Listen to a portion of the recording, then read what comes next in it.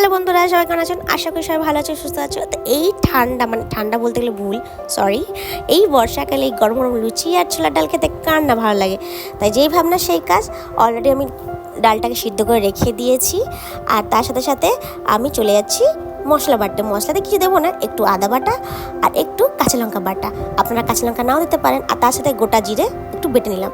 তারপর তেল গরম হয়ে ওটাতে শুকনো লঙ্কা আর গোটা জিরে আর তেজপাতা ফোড়ন দিয়ে মশলাটাকে আমি ঢেলে দেবো। কারণ কি এই আদা বাটা মশলা দিয়ে আমার খুব ভালো লাগে, কারণ কি ছোলার ডাল বেশিরভাগ নিরামিষই ভালো লাগে।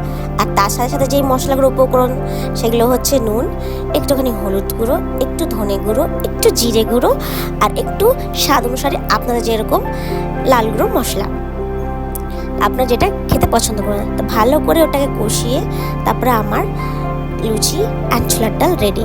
কিন্তু ওই যে বললাম, লুচিটা আমি খুব একটা পারি না, তাও চেষ্টা করেছি এবারে লুচিটা করার। কে জানে হবে কি না, কিন্তু ফাইনালি বলতে গেলে এবারে আমার লুচি কিন্তু হয়ে গেছে। তো আপনাদের এই ডিশটা কেমন লাগে অবশ্যই কমেন্ট করে জানাবেন।